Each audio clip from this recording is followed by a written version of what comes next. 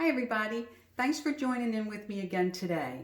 What I'd like to do is just take a few minutes to look at two instances in the Bible where God uses his mighty power to bless us. Little is much when God is in it. Elijah, one of the prophets in the Old Testament, his name means my God is Yahweh. Even his very name indicates who he believed in and where his power came from. Elijah was a mighty prophet of God who was active in the northern kingdom of Israel. He was active for about 20 years between about 850 years before Christ, mainly dealing with Israel's idolatry under King Ahab and wicked Queen Jezebel. We know him as the prophet who could call down fire from heaven, and he was also raptured to heaven in a chariot of fire. So today I want to remind you of another miracle that occurred in Elijah's life. Elijah was a man with a like nature like ours. He prayed earnestly that it would not rain, and it didn't rain on the land for 3 years and 6 months. This caused a long and devastating drought and famine in the land. But James says in the New Testament that Elijah was just an ordinary man like us, but he was able to pray in such a way that God used him and brought a famine on the land. In 1 Kings chapter 17, verses 2 to 6, we read, Then the word of the Lord came to Elijah. Leave here and turn eastward and hide in the Cherith ravine, east of Jordan. You will drink from the brook, and I have directed the ravens to supply you with food there. So he did what the Lord had told him. He went to the Cherith brook, east of the Jordan, and stayed there. The ravens brought him bread and meat in the morning and bread and meat in the evening, and he drank from the brook. Well, we have a scene here with these ravens, and I can't imagine what the meat might have been like or what the bread was like, but for some reason God felt that this is how he wanted to provide for Elijah during this period of time. He sequestered him in the wilderness, and when he was ready, he moved Elijah. And it happened after a while that the brook dried up because there had been no rain in the land. Remember, it hadn't rained for 3.5 years. Then the word of the Lord came to him, saying, in 1 Kings 17:9, Arise and go to Zarephath, which belongs to Sidon, and dwell there. See, I have commanded a widow there to provide for you. So while God is working with Elijah on one end, he is already providing the method that he is going to use to bring a blessing on the other end. So Zarephath is about 90 miles up from Phoenicia, and this is a Gentile land. Yet God is sending Elijah there where he will use Elijah to bring forth a miracle. So he went to Zarephath, and when he came to the town gate, a widow was there gathering sticks. He called to her and asked, Would you bring me a little water in a jar so I may have a drink? And as she was going to get it, he called, And bring me please a piece of bread. Well, now the widows in the land were sometimes the poorest of the poor.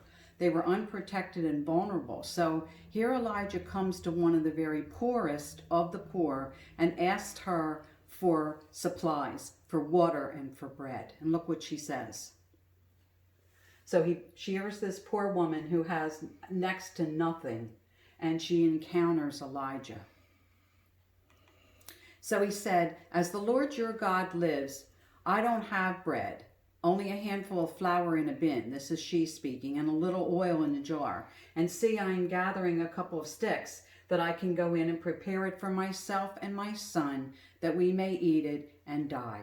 She's on her last leg. She has nothing left, no more provision, no more grain, no more oil, but she is willing to go in and use the very last that she has for Elijah. Elijah said to her, Don't be afraid.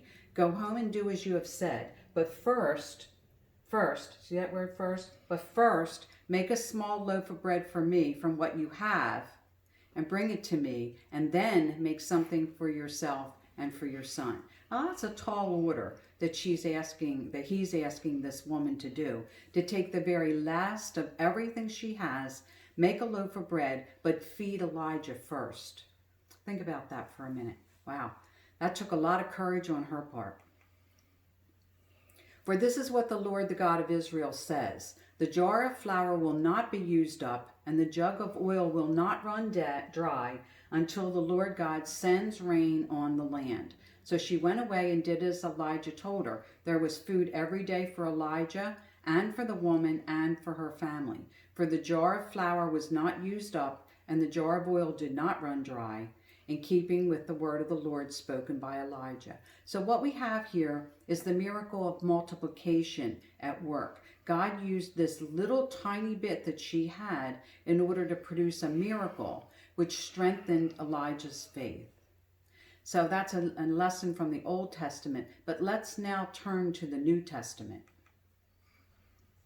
And we find a very famous story that we've all probably heard of and learned before, how Jesus fed 5,000. Let's look at this again for a minute.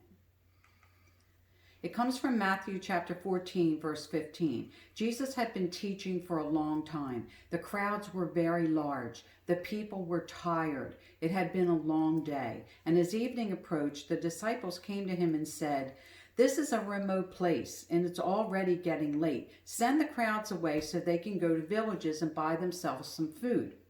And Jesus replied, "They don't need to go away. You give them something to eat." See, the disciples didn't seem to get it, who they were with at this point, that Jesus was able to handle this. Jesus wanted them to do something. You feed them. You give them something to eat. Well, look what they say. "We have here only 5 loaves of bread and 2 fish that some little boy had," they said. So they throw up a negative. "We can't do it. We don't have anything. We only have 2 fish and 5 little loaves of bread." He said, "Bring them here to me," he said. And he directed the people to sit down on the grass. And taking the 5 loaves and 2 fish and looking up to heaven, which he always did, he gave thanks and he broke the loaves. Then he gave them to the disciples, and the disciples gave them to the people. So here we have the master who gives thanks for what he has and miraculously feeds this entire group of people with this little bit. They all ate and were satisfied, and the disciples picked up 12 basketfuls of broken pieces that were left over. The number of those who ate were 5,000 men, besides women and children. So the crowd could easily have been 7, 8, 9,000 people. Think about that. 7, 8, 9, maybe even 10,000 people, maybe even more than that. We don't know how many children were there or how many women were with the men. But once again, we see this mighty miracle of multiplication at work. Jesus was able to take the little bit that was given and make it into a lot. 1 Peter 4:10 says, "God has given each of you a gift from his great variety of spiritual gifts. Use them well to serve each other. Use them well to serve one another. Use your gifts and talents to let God's light shine." When we give these things to God, he's able to use them so that his light shines. So the widow offered her oil and her grain, and the little boy gave up his 5 loaves of bread and 2 fish. So what can we offer up in this pandemic? We're in a situation where we're confined in our homes. The normal ways that we had used before to minister each other, we aren't able to do that right now. We can't go to our church sanctuary and shake hands and hug each other and do things like that. So what do we have, like these 2 people, the little boy with the fish and the bread, or the widow who had very little? What do we have that we can offer up during this pandemic? Well, we have time. There's a lot of that on hand. And all of us have talent of some kind. We have abilities in different areas. We can offer encouragement. We can offer financial support. Those of you that have the ability to sew, there's a great need for sewing masks for the nurses. We can make phone calls. We can send cards. We can make little videos like I'm trying to do.